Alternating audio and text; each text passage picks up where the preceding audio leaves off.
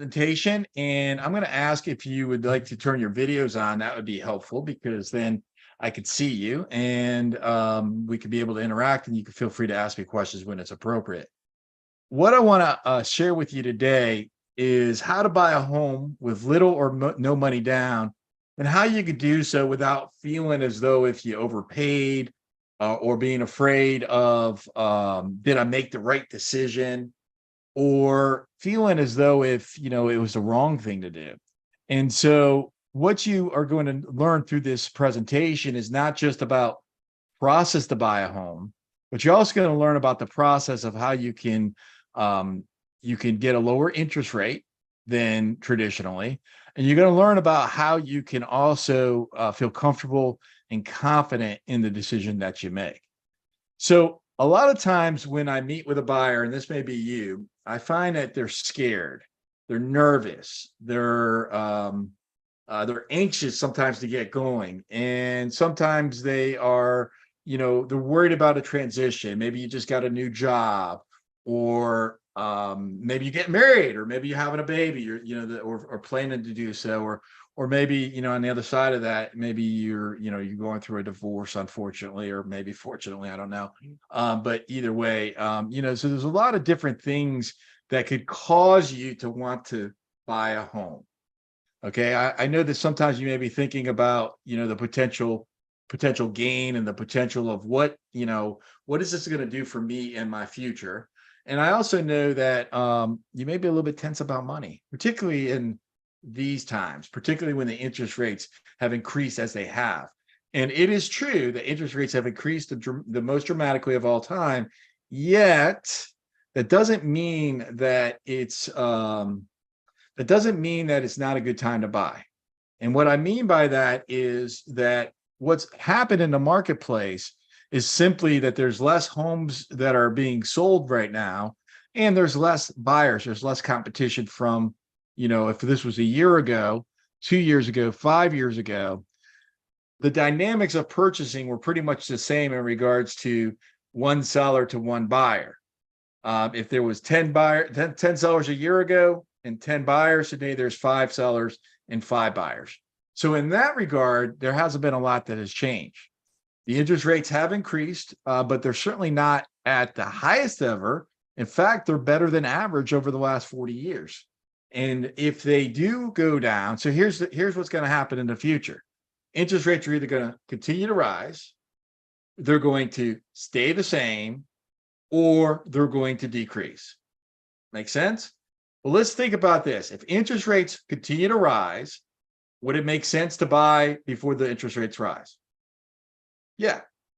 If interest rates stay the same, doesn't matter. Doesn't matter, right? Doesn't matter if I buy 2 years from now, 5, 10 years from now. If they stay the same, at least in the regards to the cost of money, it doesn't make a difference. If interest rates go down now, well, let's think about that.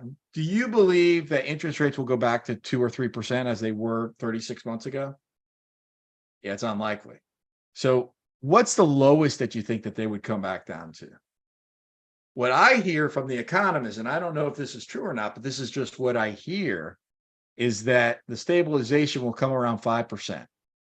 So let's say the interest rates today are 7 or 8% even, and that's what you have to purchase, to pay for your interest. Well, what happens if, say, 24 months from now, it goes from 7% or 8% to 5%? You could just simply refinance. That's what happens. But what happens if the prices continue to appreciate, the prices continue to climb, and we're walking forward to, 2 years from now? What happens in that case if the interest rates come down? Well, certainly, that if that happens, then you're going to be actually paying more money because the prices went up. Okay, so in any scenario, you're either in the same scenario, the same case, or you're in a better case in the future. You either can refinance, or you're getting a better interest rate, or you're getting a better price today. Hello, Amanda. Thank you for joining us. Nice to see you. And there's a couple of you offline or off video. and I'd love to invite for you to turn your to your videos on if you'd like. So I want to talk to you today about developing a spending and a savings plan. That's going to be important. Managing your debt and identifying the community resources available to you. And so I also want to talk to you about the pros and cons of home ownership. And I also want to go through the advantages and the disadvantages. So let's talk about the advantages to owning a home. So what could the advantages to owning a home be?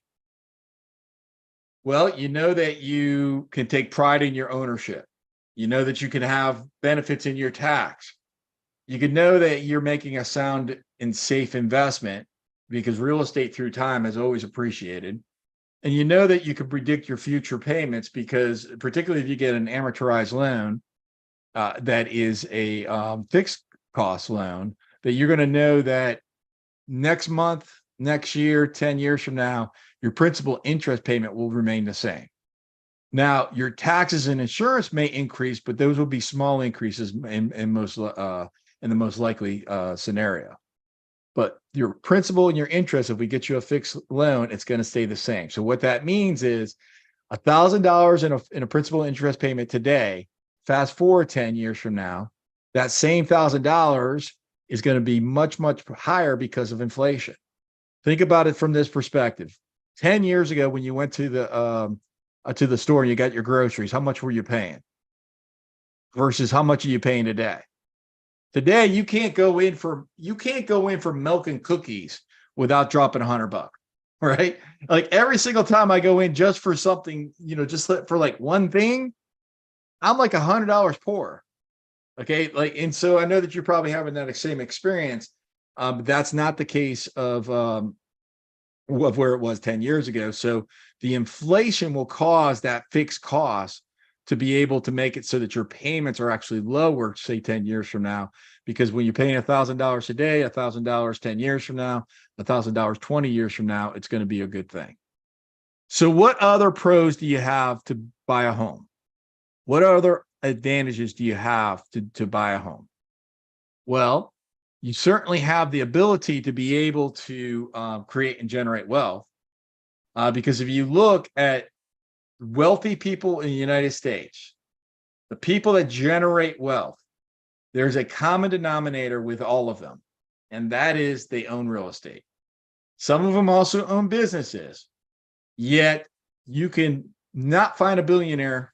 Well, I take an exception to that, maybe Elon Musk, but outside of that, you're not going to find somebody that's wealthy that does not own real estate. You just won't find them because it is a sound investment, because they're not making any more land in this country or in this world rather, but they are making more babies.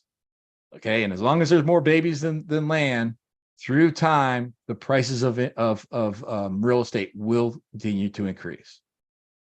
But it's not all advantages. There are some disadvantages. So what are some disadvantages that you may have? Well, you may have an overall higher housing cost, particularly in the DMV area. It is more expensive to own, and your mortgage payments will probably be higher than your rent payments. Yet, your rent payments are still going to be paying somebody's mortgage. So if you're able to get a home and let's say you increase your payments, call it 20% of what you're currently paying in rent, and now you're a homeowner, 100% of that payment is going to your own mortgage rather than your landlord's.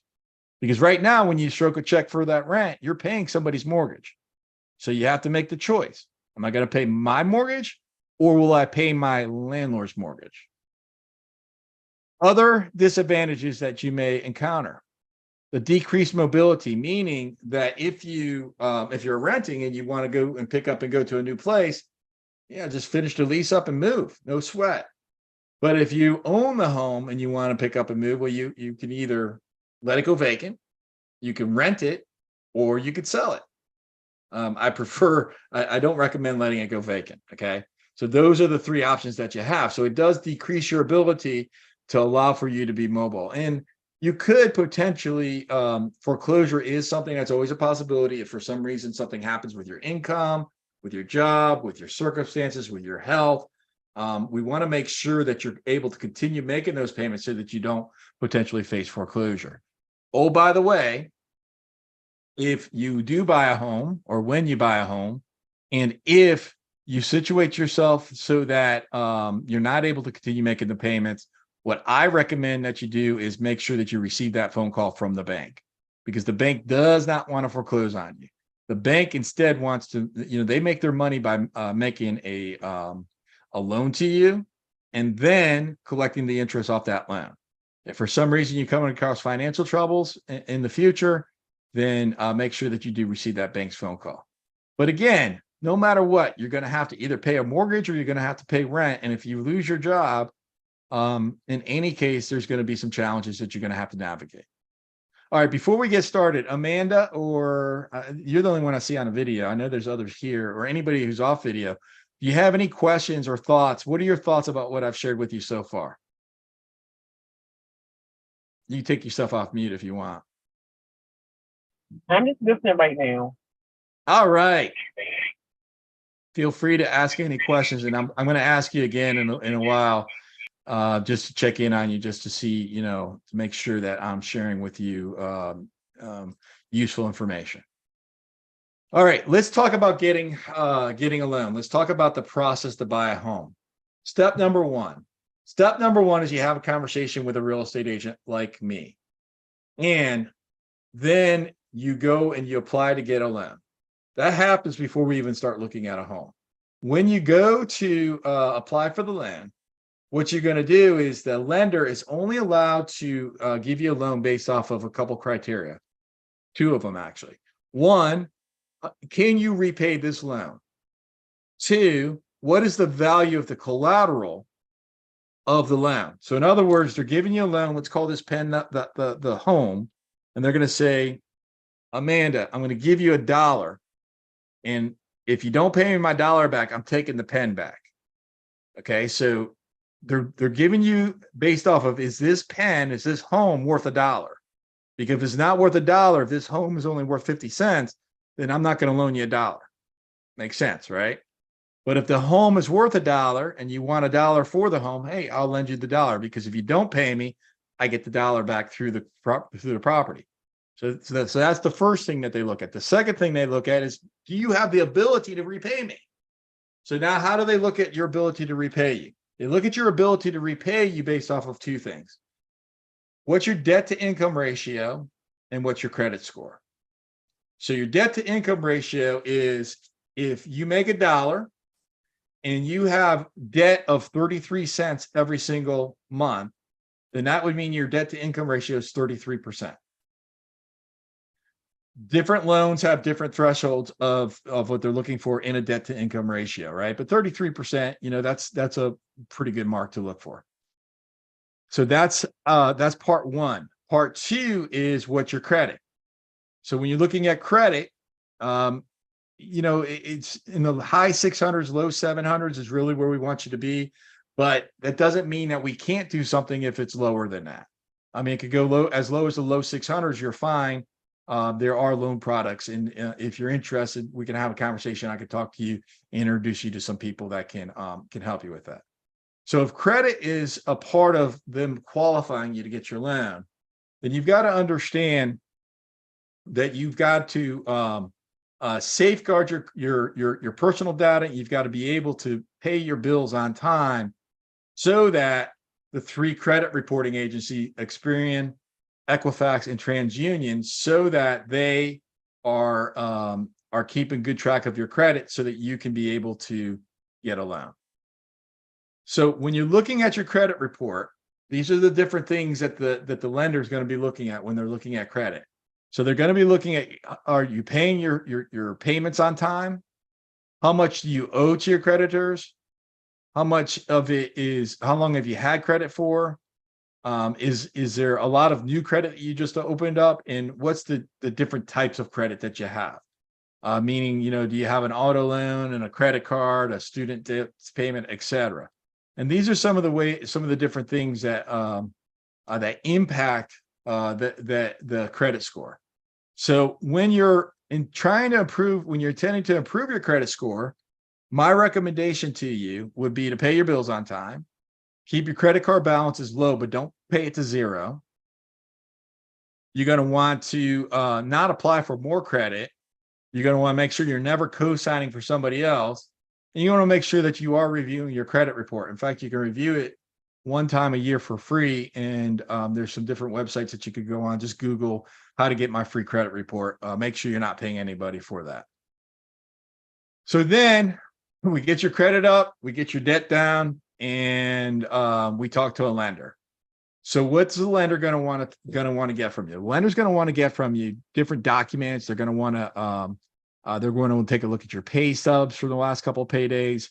They're going to want to look at your tax returns from the last couple years, and they're going to want to really make sure that they're looking through your financials to verify and validate that you indeed do make the money that you state that you make. And again, that's a part of the factors of what they're loaning the money on is, can you repay it and what's your credit? So, can you repay it is going to depend on how much money do you make and how much money do you have to pay to others.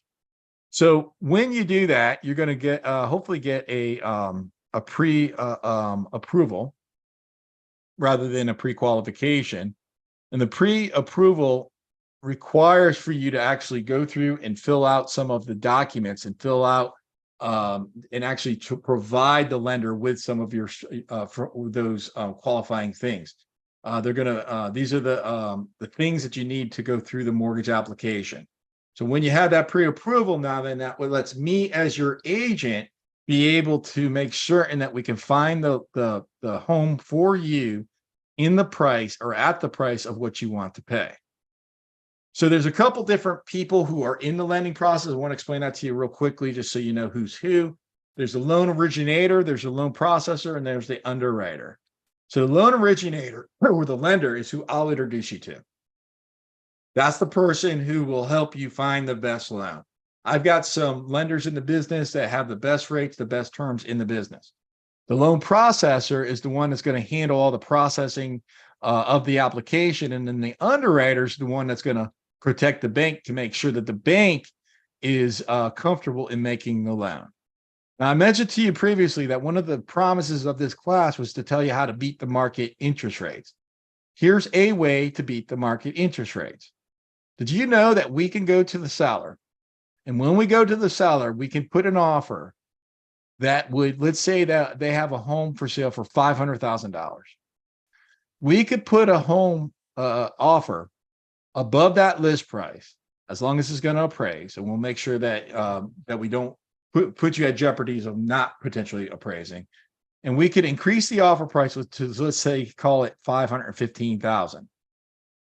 Then we could take that $15,000 above the list price, because at this point, the seller is going to get what they want, which is the 500. So we're going to say, we're going to give you an offer for 515,000. And then Mr. Seller, you give us $15,000 back at the closing table. And that $15,000 is going to go towards my loan cost. And with that $15,000, you can buy down the interest rate. So in other words, what we can do is we can get the seller to bring your interest rates down, and the seller still leaves that, still leaves that deal with the same amount of money as what they wanted to get into.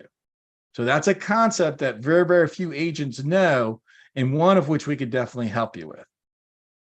Now, going back to the application process. So once the lender's received 6 pieces of information, then they're going to be able to start the loan process, and that's going to trigger what's called a loan estimate. So that's going to be your name, your income. That's going to be the property address, your social security number. That's going to be the estimated value of the property and the amount of money that you're seeking. When the lender gets those things, then what they're going to be doing is they're going to be providing you with what's called a loan estimate. On that loan estimate, they're going to be telling you the estimated cost for everything. Now, this is the piece here that if you don't have somebody in your corner where a lender can really, really hurt you. Because a lot of times I'll hear online, or I'll hear buyers say, hey, lender A is giving a better rate than lender B. But what the buyer doesn't recognize is that lender A is sort of screwing you because they're putting in points. They're putting in a higher fee for appraisals, for the title search, for the recordation fees, for attorney fees, for origination fees. Okay, so maybe it looks like, yeah, this guy here's got a better rate, but this guy over here is charging you less. So what you want to make sure that you're doing is that you're comparing apples to apples. What you don't want to do is you don't want to compare one lender's estimates with another that the closing costs are not aligned. That's where I can help you. All right, so that's where I can help you to introduce you to multiple lenders, and then when we get the estimates from those lenders, I can help you understand and decipher what makes best sense to you. Now, at some point through the process, and we'll talk a little bit more here about the process about how to buy the home. But at some point through the process, the bank's going to order an appraisal. When they order that appraisal is simply for them to determine how much is the value of this home.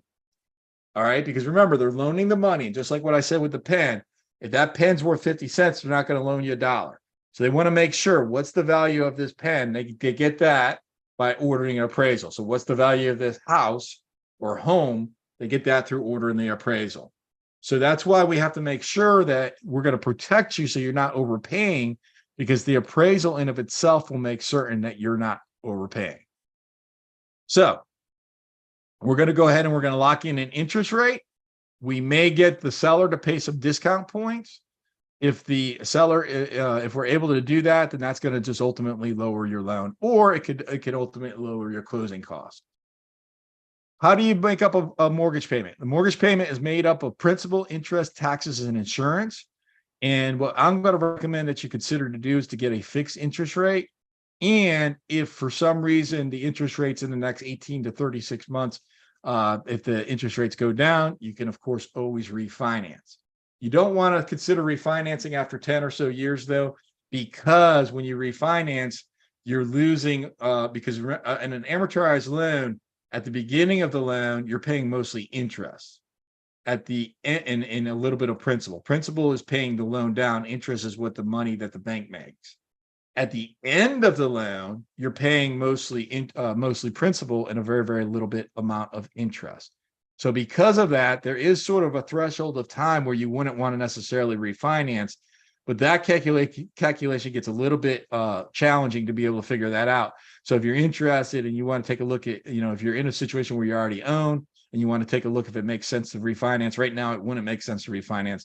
But in the future, if you want, when the interest rates do eventually drop and you wanted to have that conversation, I'm happy to be able to, take a look and help you figure out the numbers. So let's move on to the home buying process. So the first step of the home buying process I mentioned to you is to find your real estate agent. And what would cause you to want to use a real estate agent? Well, the reasons that I hear mostly of what causes somebody to want to use a real estate agent include that they can walk you through all the paperwork. They can make sure that they keep you out of trouble. They can make sure that you can understand the logistics of the process. They can help you, of course, find a home. They can help you understand the nuances of different communities. I had a buyer not too far from where I live here who wanted to buy a home, and she worked in one location, and this was before the pandemic, so traffic was more of a nuisance at the time. In the particular condominium that she wanted to buy, she didn't consider the fact that on the road to get out of that, you couldn't take a left turn. So you'd have to take a right turn, and it added 10 minutes onto her commute to be able to take a right turn there, come back around, and then come back to where she needed to go, which was to the left.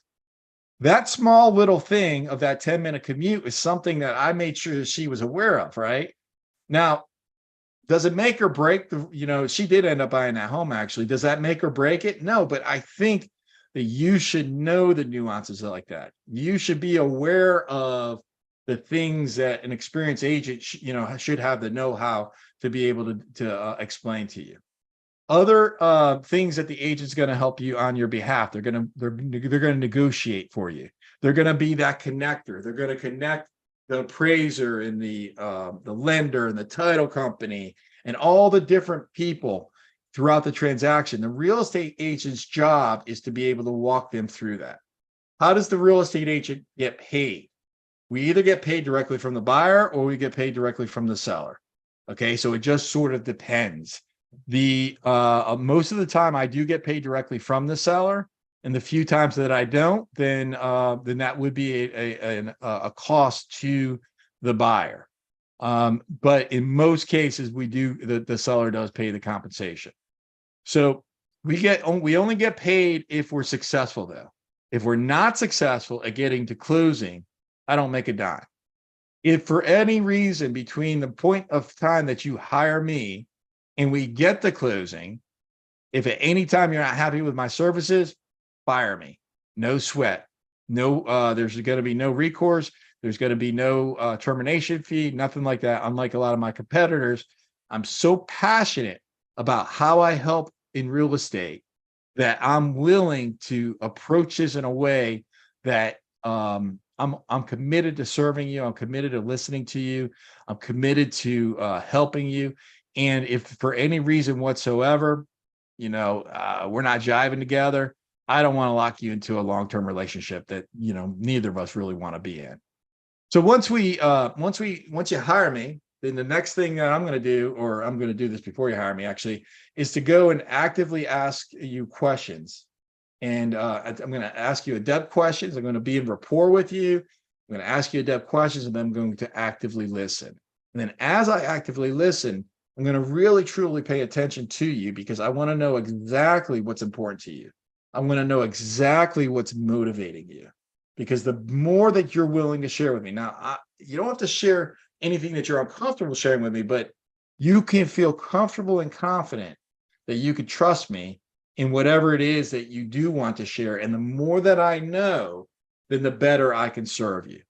Okay. I'm going to help you once I have that really thorough upfront conversation to understand, what do you want in a home? What do you need in a home? What's the location that's important to you? What are your future plans? And the more, again, that you share with me, the better I can help you. Then at that point, we'll go ahead and you'll hire me. Everybody hires me. It's, in Virginia, it's a part of the process, and you either hire your agent and you say, I don't want to hire an agent. And if you don't hire an agent, then you go in unrepresented. And the second that you hire me, our relationship changes. It changes from me having the fiduciary care to treat you fairly, and to me now having the fiduciary care to sharing everything that you share with me has got to remain confidential from now until the end of time. I've got to make sure that I'm paying attention to the accounting, and that I am accounting for any of the money that's a part of the transaction. I got to provide you with reasonable care and with due diligence. I've got to remain obedient to you. In other words, I'm like an extension of you. If you ask me to do something on your behalf that's legal, that has to do with the transaction, then I do it. Now, the thing that I ask of you is to listen to me share my experience, to listen to me to share my education of how to do this. And I've done this thousands of times, and way more than that through agents that I've led. And for you to listen to my suggestions, and then you make the decision. You tell me what to do, and whatever you tell me what to do, as long as I feel that you considered whatever it was that I shared with you, hey, I'm good with it. Now, if you don't consider what I share with you, and you do something and it's going to cause you to make a mistake or cause you some sort of harm, I probably won't do it. Right. And at that point, I'll just say, hey, I'm not the right agent for you. Okay. Because it's not worth me doing something just because a client thinks it's a great idea, but I already know based off of experience and know-how that that's probably not a great idea. Well, I'm not willing to risk that client's jeopardy. And so also when you hire me at that point, I become I take on the obligation of being loyal to you, meaning that I put your interest in front of others, including my own. And then also I make certain that all the disclosures of the transaction are disclosed to you. Okay, so it's a little bit different in Virginia, Maryland than it is in DC, but ultimately the disclosures are going to be things that are either relevant to the property, so material fact, or a latent defect. A latent defect is something that's not easily seen. So that means that if the seller covers a crack in the foundation with a carpet and they know they've done that, they're legally obligated to disclose that fact to you. Does that mean that we could trust every seller? No, which is why we're going to get the home inspection. But you do have the obligation to do your own due diligence in checking out the condition of the property. That's where I'll help you with that. Now, I'm not a property inspector, okay, but I can tell nuances of the property that I can point out, and I can make certain that you are working with a great home inspector to be able to go through and thoroughly property. We're going to be looking, when we're looking at homes, we're going to be looking at things like mold and mildew damage, water damage, the condition of the roof, any odd odors, any sign of insects, anything that looks like it should be working and it doesn't. And those are just general things that when working together that I'll be able to take a look at. And certainly we're going to want to make sure that that we stay away from those things. But then more importantly, when we get that home inspection. Once we find the home that we want to make an offer on, then and make an offer that will get accepted on, then what we're going to do is the first thing we're going to do is I'm going to take a look at what is the true value of this home. All right. And I'm going to be able to figure that out by looking at the homes in the community. We're going to look at like kind properties. And what I mean by that is if it's a 3-bedroom, 2-bathroom townhome that was built in 1997. And what I'm going to be looking for is 3-bedroom, 2-bath townhomes built in 1997 within as a close proximity as possible, hopefully the same community. Now, there's times where I'm not able to find that home that's recently sold or being sold. If that's the case, then what we have to do is we have to make some smart adjustments. So, for example, if I could find a 3-bedroom, 2-bath that was built in 1990, a 3-bedroom, 2-bath that's built in 2010, and your subject property is built in between there, then I'd sort of make adjustments between those properties to help us determine what is the true value of this home. The other things that we're going to be looking at is how long has this home been on the market? Okay, have they received any other offers? Has there been any price adjustments? I'm going to ask the listing agent, what's the lowest they would accept? I'm going to ask the listing agent, why are they moving? Now, that listing agent probably should not answer those questions unless if the seller directs them to, which I'd be surprised if they did. But I'm going to ask because I work for you. I've got a fiduciary care to you, and I'm going to put your interest in front of all others, including my own. So I feel I'm obligated to ask those compelling questions of the listing agent and really dig deep and do my due diligence to be able to best serve you. So we're going to be looking at things such as what's the seller's motivation, how long it's been on the market, and what is the homes that have sold in the recent proximity that look alike, what have they sold for? And this is going to allow for us to make an offer that's going to get accepted. Now, when we write that off, we're going to submit it. I will write it on your behalf. I'll review it with you. We'll go ahead and we'll go through all the details of it. I'll make sure that I answer any of your questions. And then we're going to take that offer and we're going to submit it to the listing agent who represents the seller. At that point, one of 3 things can happen. They can either say nope and reject your offer.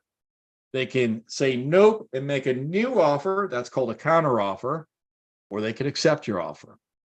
And so during that time period, that's a little bit, I call that a little bit of a danger area. What I mean by that is during that time period, and when I say danger, I mean emotionally dangerous to you, the buyer, because during that time period, you're a little bit on edge. And you're a little bit anxious and you're like, I haven't heard back from them. What's going on? What are they thinking? Are they going to accept my offer? And you're thinking all these things and you're having these feelings of anxiety. You're having these feelings of being on edge and maybe even being a little bit nervous. Well, because I understand that, the time from the point of when we sign that offer and I submit it to that listing agent, you're going to hear from me 3 or 4 times every single day until we get a definitive answer, either a counter offer, an acceptance, or a rejection. Now, I'm going to make certain that I'm in communication to the best of my ability with the listing agent, and that's because I recognize that that's an emotionally dangerous position And I recognize that we want to protect you from, having those feelings. So it's better if you hear from me at 3 o'clock in the afternoon because we submitted it at 1, and I say to you, Amanda, I haven't heard back from the listing agent yet. I just sent her a text. We talked 2 hours ago. I'll reach back out to you in a couple hours. And then at 6:30 p.m., hey, I just got off the phone with the listing agent. She's presenting it tonight at 8 o'clock. I'll let you know. And then at 8:15, they haven't decided. I'll give you a call first thing in the morning. At the very least, you can feel more comfortable and you can feel confident that that I'm working on your behalf, and you could go to sleep and rest easily, hopefully. And that's what's going to happen during that negotiating period of time. Now, when they accept your offer and when they accept the price and the terms, at this point, that offer becomes a legally binding contract. There's going to be some contingencies that we're going to have in that offer that are natural. The contingencies that we're going to have in there most likely are going to include an appraisal contingency. We already talked about what an appraisal is. That's when the bank comes in and they value the property based on how much money they're going to loan you, and that helps protect you from overpaying. We're going to get the property inspected. We already talked about that as well. When we go through and we get the property inspected, what we're looking for the big rocks. We're looking for the things that are going to cost you money, like the HVAC, the plumbing, the electrical, the appliances, and the roofing. Anything that would cost you any money, those are the things that we're looking for in the inspection. What we're not as concerned about is the little, the little nickel and dime type stuff. Even if it's like a safety thing. For example, there's a thing called a GFCI that within a certain proximity of any water outlet, there's got to be an electrical, the plug that's got to trip if it gets wet. And that's by code. Well, sometimes we may find a home that doesn't have those GFCI outlets in it. That's going to show up as a safety hazard, and it is a safety hazard. We want to fix that. But how much does it cost to repair that? We're talking, we're talking $20, $25 to go to Home Depot and get one and flip it out and put one in. Okay. And so do we want to risk the negotiation of a $500,000 home over a $25 repair? Probably not.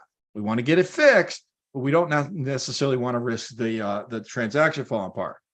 But however, if there's a $10,000 repair for the HVAC or the hot water heater, certainly that's something that we want to make sure that we're getting that we're negotiating. If that were to happen, my recommendation typically, and again, I make the recommendations and you're the one in charge. You're the one that tells me what to do. But my recommendation would be, let's go ahead and ask for the seller to make a financial contribution rather than asking for them to pay for the repairs, or rather do the repairs on their own, I mean. And why would I want to do that? Because if, let's say it is that HVAC and it needs repair, how certain are you going to be if the seller repairs it and then they say, hey, we repaired it, we even have a receipt, how certain will you be that they repaired it to your satisfaction? Not as much as if we say, hey, give us $10,000 for the HVAC and we'll fix it. We'll fix it ourselves the day after closing. Okay. What I find is that that's a better negotiating tactic because it puts you in charge and you're not reliant on having a second guess, did the seller do the repairs correctly? But again, that doesn't mean that you have to follow my suggestions, but that would be my suggestion in that scenario.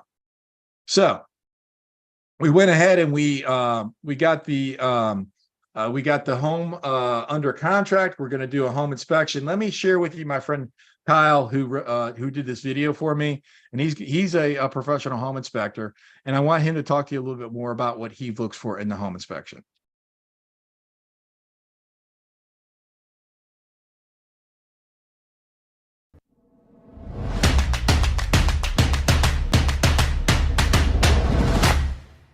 My name is Kyle Milan and I'm with KM Navy Home Inspection, and we do home inspections. We also do radon inspections and termite inspections. At the beginning of a real estate transaction process, you've already met your realtor, you've met your loan officer.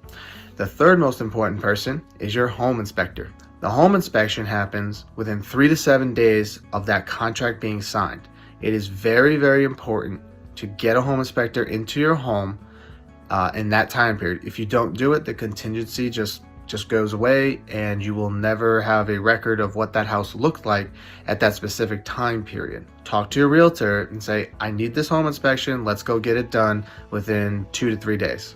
So talk to your realtor about a trusted home inspector. It's very important. They trust the home inspector, that they'll do a good job. They'll get the report back on time so that they can negotiate. And so that's very important, to have someone that you trust, the realtor, and also what the realtor trusts in that home inspector, which means that you can trust them to do your report and do your home inspection professionally, cleanly, and quickly.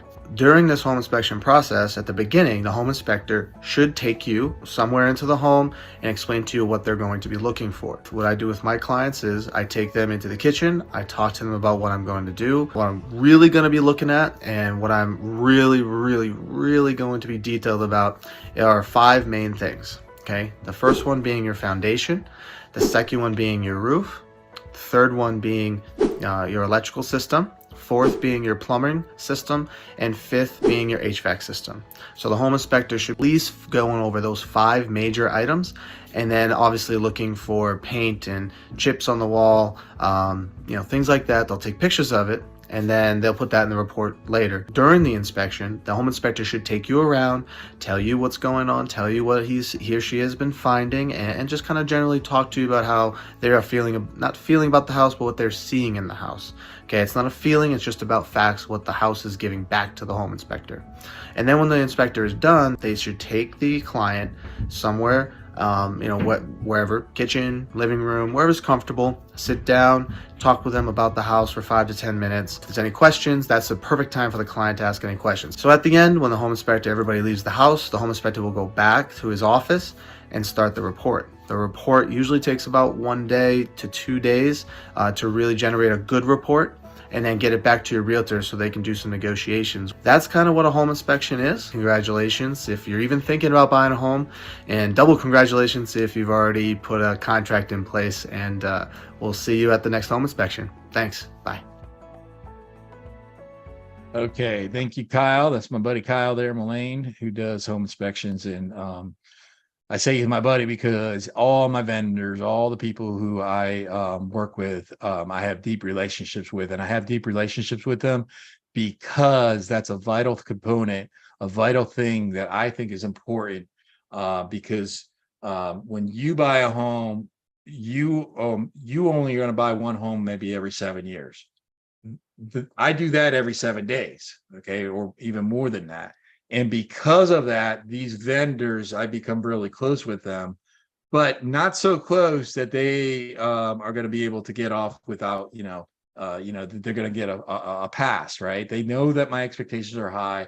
They know that my standards are high, and you can leverage me of all those relationships that whoever we we need a service from, whoever we need some help from, because I'm going to be, working with them once or twice every single week. They're going to take great care of you. So you leverage me to take great care of, for the vendors to take great care of you. Okay. So we're going to go ahead and we're going to do the home inspection. And then after the home inspection, at that point, there may be some things that we're going to have to negotiate. I already mentioned to you about the way that I would recommend that we negotiate that. There is a difference between the inspector and the appraiser, and the biggest difference between that is the home inspector works for you and evaluates the condition of the home, where the appraiser works for the bank and evaluates the value of the home. Now, as a part of evaluating the value of the home, the appraiser will also look at some of the things that need to be repaired, et cetera, but they're not going to be as thorough as the home inspector. So about 3 days before closing, what's going to happen is you're going to get what's called a closing disclosure. That's going to come from the lender.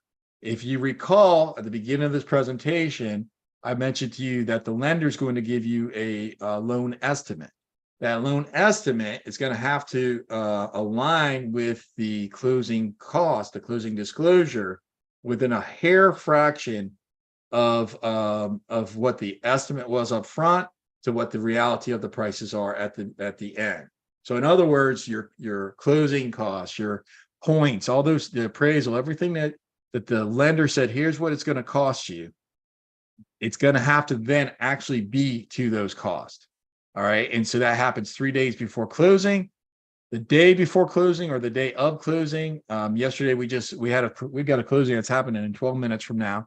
And yesterday, one of our agents went out there and did the walkthrough with the client. Thank you for that agent for doing that. You're amazing. And Diana, I'll say your name. I wasn't going to say your name, but I'll say your name. Diana, you're still amazing. And so went out there, did the walkthrough. And so today, so that walkthrough, you're just really evaluating the condition of the home to make sure that it is in the same condition as when you wrote the offer that got accepted, or if you did do some sort of repairs after the home inspection, that it's in that condition. Then you're going to, at that point, say, yep, it looks the same as when I wrote the offer that got accepted. Now you get ready for closing. So what's going to happen at closing? It's going to take you about 1 hour. You're going to make sure that you have your valid identification. If you got an ID like I did during the pandemic, here's my, oh, I already took it out. Here's my license, right? So I've got one of these federal limits apply licenses. It says that at the top there. I don't know if you can see that or not. Let's see. Well, you get the point. It says federal limits apply. That means that I got this license during the pandemic, which means I got a really, really old picture of me, right? Because it expired during the pandemic. And so these licenses are still valid for closing right now, but pretty soon they won't be. So you should just consider, it depends on when you're watching this video, whether you need to update that or not. You might as well get it updated because you're going to have to, and I'm going to have to myself. And so, so you're going to make sure you have valid identification. If you're questioning it, if you have a second form of ID, that's good. A passport's great. You're going to want to make certain that you're working with your agent or your lender or the both of them to see what's the amount of money I'm going to need for closing, and that you are bringing that money in a certified funds, which means that you're going to either do a money wire transfer from a bank to a bank, or you're going to bring in a money order or a certified check. Do not do like what I did in my first closing as a buyer, well, before I was a real estate agent. And I was so proud. I was a young man, and I had to bring in a closing funds of, I think it was like $5,000. And I bring in my personal checkbook, and the title company lady looked at me. She's like, "What are you doing?" I'm like, "Well, you need the money, right?" She's like, "Yeah, but we can't take your check." I'm like, "Why not? My check's good." Well, she made me go to the bank and get a certified check instead. So don't make that mistake.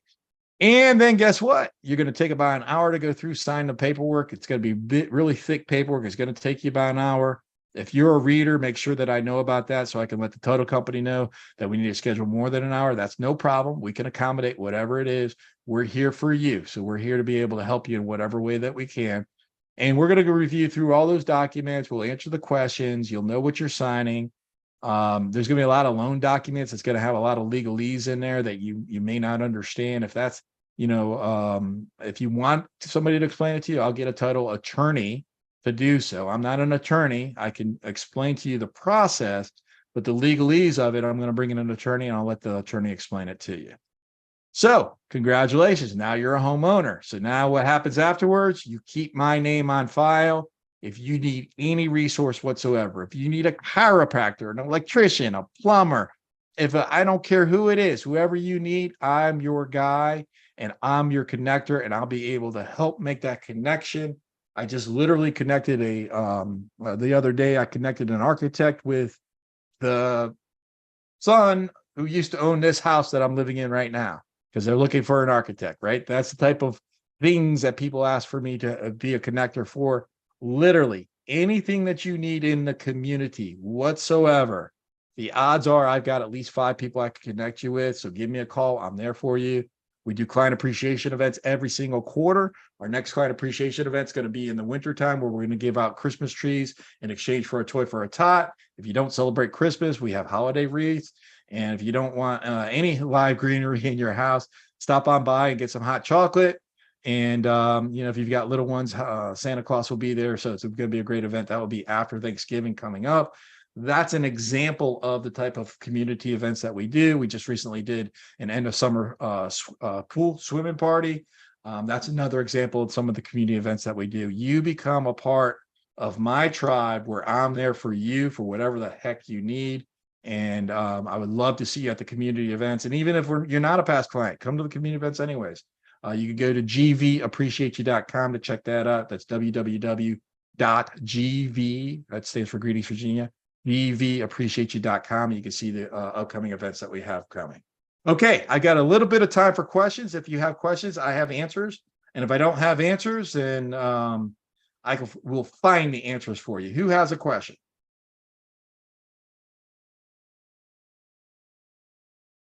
All right. If there are no questions, then I would love to be your real estate agent. I'd love to be able to apply for the job to help you. And mostly, I've got some homes that I could be able to share with you as soon as tonight. Feel free to text or call me 703-346-2776. That's 703-346-2776. Email me Dan at greetingsvirginia.com. That's greetings, which is plural. Virginia is all spelled out. That's Dan at greetingsvirginia.com. And again, even if you have just a general question, if you're ready to start the process, or if you've already bought a home and you're just looking for a resource, heck, I'm your guy. I'm here to help you no matter what. I'm here for you. So go ahead and hit me up. You can get me weekends, weeknights, weekends. You can get me any time of the day. Send me a text if I'm not available. I promise you, I'll get you texted back. I'll give you a call back really, really soon. And I'm never too busy for your referrals, and I'm never too busy to be able to help you. So thank you for your time today. I hope that that was helpful to you. Please consider me as your resource, and for any real estate needs for yourself, for your family, for your friends, for your coworkers. And I want you to think right now, who do you know that is in the market to buy a home, sell a house, or invest in real estate? And whoever comes to mind, give them the link, gvappreciateyou.com, and invite them to one of these upcoming workshops, or invite them to one of our community events. Thank you for your time. God bless you.